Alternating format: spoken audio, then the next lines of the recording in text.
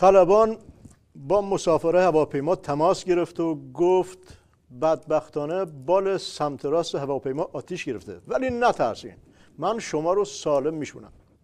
چند لحظه بعد دوباره تماس گرفت، گفت متاسفانه بال سمت چپم آتیش گرفته، اگه نگاه کنه از پنجره میتونین ببینین، ولی نترسین، من سالم میشونمتون. چند دقیقه دیگه باز دوباره تماس گرفت، گفت اگه برین وسط هواپیما نگاه کنین میبینین که وسط هواپیما هم شکاف برداشته و هوا داره به سرعت وارد میشه، ولی مطلقا نترسین، سالم میشونمتون. چند لحظه بعد دوباره تماس گرفت، گفت اگر برین از اون شکاف پایین رو نگاه کنین میبینین زیر پاتون دریاست، یه قایق هم اونجا میبینین، من دارم از تو اون قایق با شما تماس میگیرم. آیه دکتر، شما واقعا توی قایق امن نشستین، احترامتون واجبه، ولی از اونجا دارین توی یک هواپیمای شکاف برداشته پر و بار سوخته به مقام عظما نسخه استراتژیکی میدی؟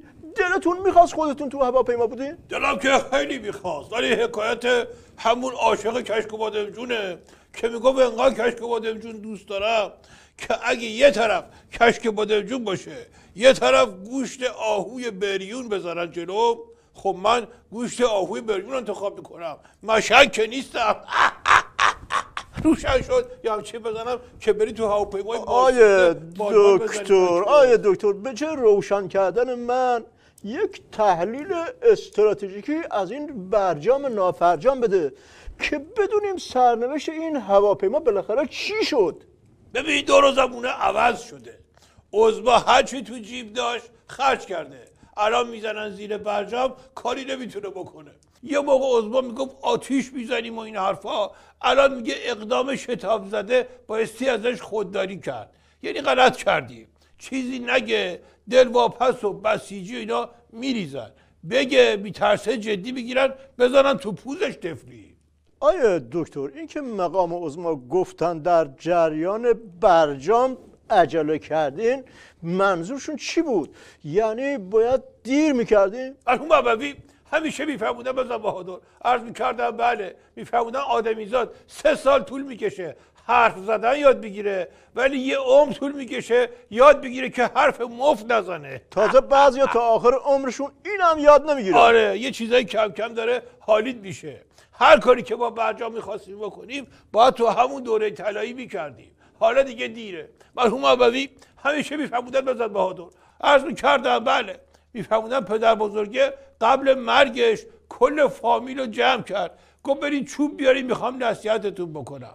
رفتن چوب پیدا کنن، برگشتن دیدم مرده.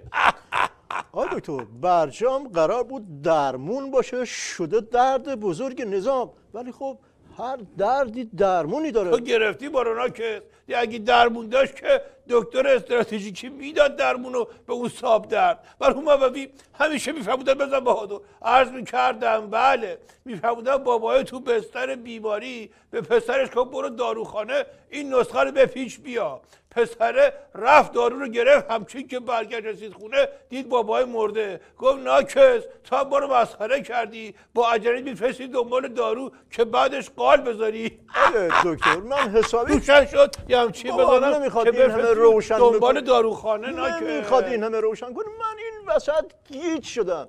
یه تصویر کامل از برجام بدین، خیال من و دلواپس و دلارام و بسیجی همه رو راحت کنین. میتونیم برگردیم به قبل از برجام یا نه؟ چیز خور شدن، ولی به خواب ببینن که دوباره دور بزنن برسن همونجا. سانتریفوژ و آب سنگین و قلب عراق و اورانیوم غنی شده همه چی رو دادن رفته. ولی کجا برگرده همونجا؟ این هفته ولی مجلس یه لایحه سفوریتی برای مقابله با این موضوع تصویب کرد، با قاطعیت گفت که قضیه رو میسپاریم به آقای رئیس جمهور که اقدام کنه. این کم حرفی نیست آقای دکتر. سپردن این کار با آقای روحانی نشون میده که چه بلایی سر اقتدار نظام قراره بیاد.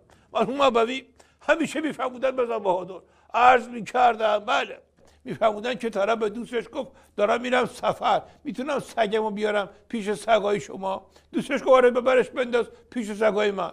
بعد چند روز همه سگاش لط و پار شدن، عین اقتدار نظام. از دوستش پرسید سگ تو چه نژادی بود که اینجوری لط و پار کرد سگای ما رو؟ گفت والا من بهش میگفتم پاکوتا، ولی شنیدم بقیه بهش میگن تمساح. روشن شد یه همچین بزنم که با پای کوتاه بری پلو سگای طرف. آیا دکتر اینو روشن میکنین میسوزم گفتم بهتون. ولی آیا دکتر اگه حاجی روحانی میتونست با هر خاک برسری که شده تحریما رو نابود کنه و لغو کنه خوب نبود این؟ خیلی خوب بود. وضع پولیمون راستوریست میشد اون وقت خیلی خوب میشد. چون که میدونی که تو دنیا 3 تا چیز خیلی مهمه. اولیش پوله، دومیش هم پوله، اما سومیش هر چی میخواد باشه چون با پول حل میشه.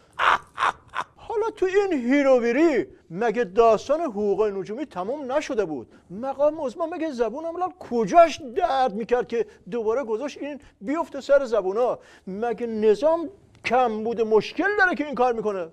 استراتژیکی نگاه کن به قضیه. این که سگ صاحبشو نمیشناسه و پاچه همدیگه رو ول نمیکنن که چیز جدیدی نیست. قبلا هم جنگ و دعوا بوده. اما با دکترین آبگوشت به قضیه نگاه بکنی متوجه میشی.